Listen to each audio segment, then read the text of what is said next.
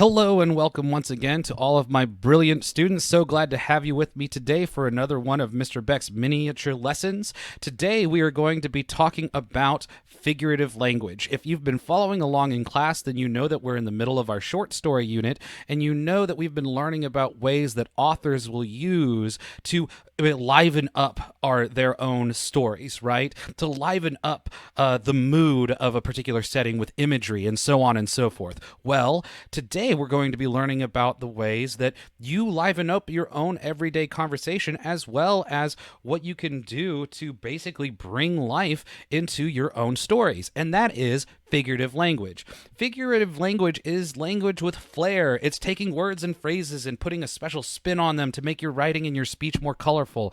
And the fact is, it is very rare for someone to not use figurative language in one way or another every single day. Now, today we're going to be talking about the basics, right? And what figurative language is basically is when you use words figuratively. Okay, yeah, I get it. Duh, Mr. Beck. But what that means is that you are using those words beyond their literal meaning. Okay? Because the opposite of figurative language is whenever you use words only for their literal meaning. You are using literal language when you do that. And so if you said, let's hit the road, if you are meaning that literally, right, you are not taking any meaning beyond what the words themselves say, and you are just talking about walking outside and striking your fist against the pavement of the road. So that's literal meaning. But you know, figuratively, the meaning beyond let's hit the road means, hey, let's go on the journey, right? Let's get in the car and let's go have the adventure, okay? So that's the difference between figurative and literal language, okay?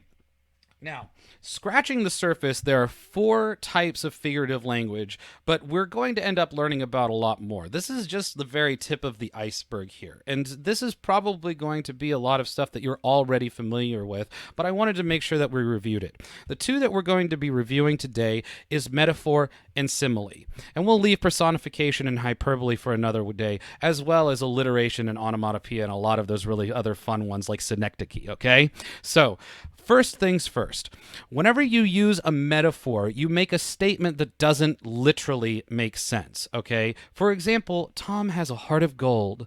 The 2 things being connected rarely have any inherent connection themselves, right? Tom isn't gold, okay? His heart isn't gold. Hearts are not gold. And so you kind of have to put together your understanding of what that might mean yourself. And in fact, if we just took this phrase literally, right? And we've got Tom here, and then we added to him a literal heart of gold. This man has a heart of gold, like that is in his chest, right? Well, if we're talking literally, it's probably not going to go very well for Tom, because that's not going to be a very effective way for him to live, is it? Okay, so metaphors only makes sense when the similarities between the 2 things being compared are apparent to you as the reader, and you understand that connection between the 2. All right? So here are some examples.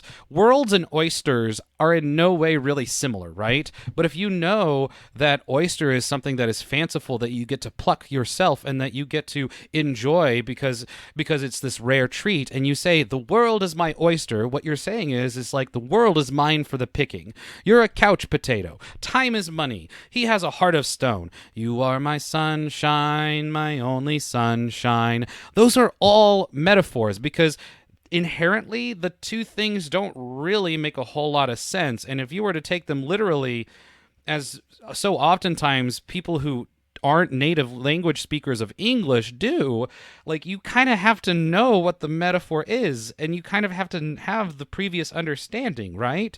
And one of the problems, or not problems, but one of the obstacles that I would say people have, especially whenever they are learning English, is that our language is absolutely full of figurative language. We rarely use the literal meaning of things, right?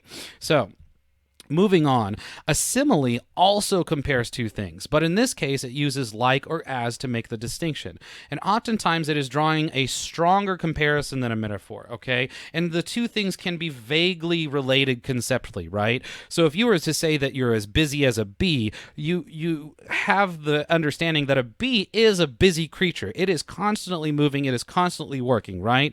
You are as clean as a whistle. You're as brave as a lion. Lion, that thing that we see as a symbol symbol of bravery, right?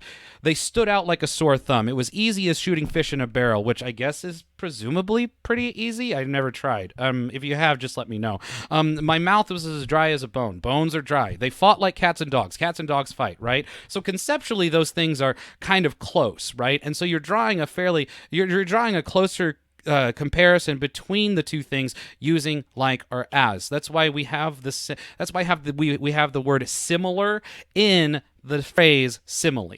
Okay, so remember to use metaphors, remember to use similes, remember that they're different in several ways, okay? And not just the like or as, but also in the nature of the comparisons themselves. Go ahead and add a little spice to your own language. Go ahead and add that extra bit of flavor to your writing, and go and be awesome, my brilliant students. I know you can.